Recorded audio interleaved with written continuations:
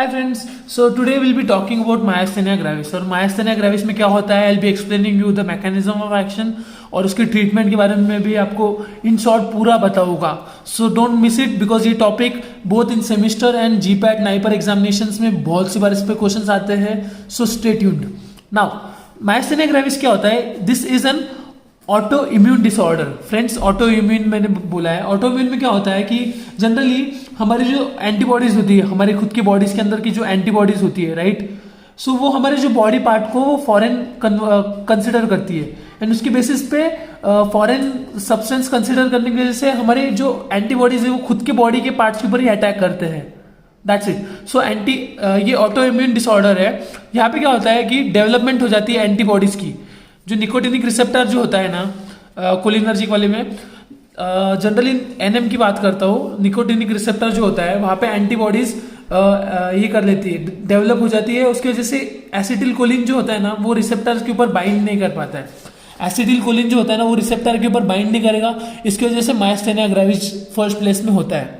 I hope आपको समझा होगा ना। अगर आप ये मैकेनिज्म की डायग्राम्स देखोगे, सो नॉर्मल केस में क्या होता है, ये मेरे न्यूरॉन है, राइट, ये न्यूरॉन है और ये रिसेप्टर है, ये निकोटिनिक रिसेप्टर है और ये मेरा न्यूरॉन है। सो यहाँ पे क्या हो रहा है, जनरली मेरे जो एसीएच है, एसीएच सिनेप्टिक क्लिफ्ट में आकर रिसेप्टर पे बाइंड होगा और मसल कॉन्ट्रैक्शन बताएगा। ये नॉर्मल कंडीशन होता है।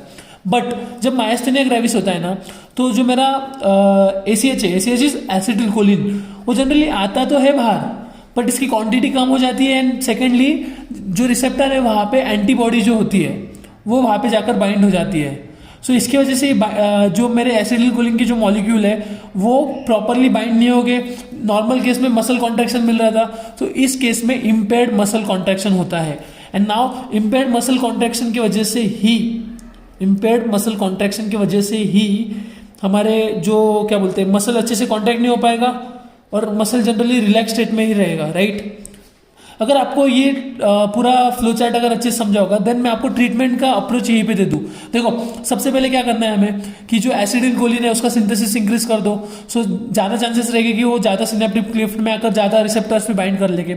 देन सेकेंड अप्रोच क्या होना चाहिए मेरा, एंटी एसिटिल कोलिनिस्टरेज जो होता है, ये ड्रग्स अगर मैंने यूज़ किया तो जो मेरे एसिटिल कोलिनिस्टरेज है, जो एसीएच को जो जब सिनेप्टिक क्लिफ्ट में जब प्रेजेंट होते हैं वो उनको कंज्यूम करते हैं, तो एंटी एसिटिल कोलिनिस्टरेज अगर मैंने ड्रग लिए तो then for sure acetyl choline का सिनेप्टिक क्लिफ्ट में प्रेजेंट बढ़ने वाला है, right. Now just remember the number of NM is nicotinic receptor जो होते हैं, NM receptor it gets reduce to 1/3। So कुछ केसेस में ऐसा भी होता है मायस्थेनिया ग्रेविस के अंदर कि जो मेरे रिसेप्टर है वही कम हो जाते हैं। अगर रिसेप्टर कम हो रहे तो for sure impaired muscle contraction होगा, राइट फ्रेंड्स।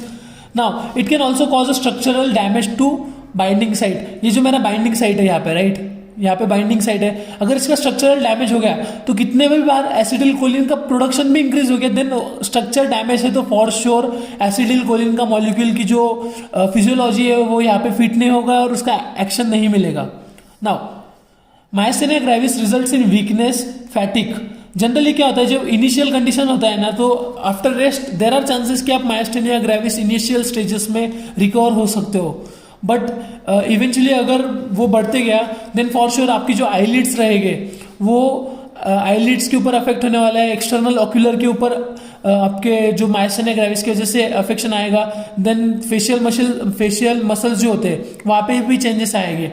एंड लास्ट इसमें लिम्स एंड रेस्पिरेटरी मसल जो होते हैं सेकेंड स्टेज में, तो वहाँ पे भी ये सीवियर केसेस में होता है। And initially it is recoverable, right, जब इनिशियल कंडीशन होता है, बट बाद में आईलिड्स, एक्सटर्नल ऑक्यूलर्स जो होते हैं, देन फेशियल मसल्स होते हैं, लिम्स होती है, रेस्पिरेटरी मसल्स होते हैं, यहाँ पे इस कंडीशन की वजह से भी अफेक्ट होगा, राइट। नाउ मैं जब ट्रीटमेंट की बात करूँ, सो एज मैंने आपको बताया ट्रीटमेंट में सबसे पहले मैं क्या करूँगा, एसिटिल कोलिन का रिलीज इंक्रीज कर दूंगा। नाउ लुक एट हियर, अगर यहाँ पे मैंने एसिटिल कोलिन का रिलीज इंक्रीज कर दिया देन देर आर चांसेस कि एंटीबॉडीज जो रहेंगे वो यहाँ पे बाइंड ना हो, जल्दी ज़्यादा होने की वजह से they will simply get attach to the nicotinic receptor और यहाँ से इम्पेयर्ड मसल कॉन्ट्रैक्शन होगा। Now second is immunosuppressant. मतलब मैं क्या कर रहा हूँ, जो मेरे एंटीबॉडीज है, जो मेरे यहाँ पे जो एंटीबॉडीज अटैच हो रहे हैं ना उनको मैं डिक्रीज कर देता हूँ। इम्यूनोसप्रेसेंट लेने की वजह से क्या हो रहा है, एंटीबॉडीज का जो कॉन्सेंट्रेशन है वो कम हो जाएगा, तो एंटीबॉडीज यहाँ पे एक्ट नहीं करेगा, एंड नहीं करेगा तो there will be no myasthenia gravis. Now removal of antibody by plasma exchange. Plasma exchange मतलब एक प्रोसेस होता है प्लाज्मा फेरेसिस। उसमें क्या होता है, मैं जो एंटीबॉडीज है वो प्लाज्मा एक्सचेंज के थ्रू एंटीबॉडीज ही निकाल दूं ब्लड के अंदर से, देन फॉर श्योर वहां पे तो कुछ होगा ही नहीं। Then we can use neostigmine, जो फर्स्ट लाइन ऑफ ड्रग है, फर्स्ट लाइन ऑफ ट्रीटमेंट है। वो क्या होता है, नियोस्टिगमिन क्या करता है, एसीएच का रिलीज जो होता है वो इंक्रीज कर देता है। इसकी वजह से उसकी जो अवेबिलिटी वो इंक्रीज हो जाएगा। सपोज मैंने नियोस्टिगमिन लिया तो एसीएच का जो रिलीज है वो यहाँ से रिलीज ज्यादा से ज्यादा रिलीज होगा, उसकी वजह से उसका बायोअवेबिलिटी इंक्रीज होगा। देन कॉर्टिकोस्टेरॉइड्स में इम्यूनोसप्रेसेंट मैंने आपको पहले ही बताया कि वो एंटीबॉडी का कॉन्सेंट्रेशन डिक्रीज करेंगे। और देर आर चांसेस कि कॉर्टिकोस्टेरॉइड्स लेने के बाद मेरे जो न्यूरोमस्कुलर रिसेप्टर्स है, ये जो रिसेप्टर्स है इसका भी कॉन्सेंट्रेशन इंक्रीज हो जाए। अगर ज्यादा रिसेप्टर्स रहेंगे तो there will be good activity for ACh, right. And last is anticholinesterase. मतलब इसमें क्या होता है, जैसे मैंने आपको बताया कोलिन एस्टरेज जो होता है वो एसीएच को कंज्यूम करता है, उसका मेटाबोलाइजेशन करता है यहाँ पे प्रीसिनेप्टिक क्लिफ्ट में। बट अगर एंटी एसीएच लिया मैंने, मतलब एंटीकोलिन एस्टरेज लिया, तो वो उसका ब्रेकडाउन नहीं होने देगा, तो इवेंचुअली उसका कॉन्सेंट्रेशन इंक्रीज होगा। बट यहाँ पे कंडीशन याद रखो फ्रेंड्स कि जो मेरा एंटीकोलिन एस्टरेज है अगर मैं इसे ओवर यूज करता हूँ देन फॉर श्योर उसकी वजह से भी मसल वीकनेस होने वाला है। एंड अगर मसल वीकनेस होता है हमें then it is almost similar to myasthenia gravis. So I hope कि आपको ट्रीटमेंट और मायस्थेनिया ग्रेविस के बारे में इन शॉर्ट में समझ में आया होगा। That's it, thank you friends, don't forget to subscribe for my light.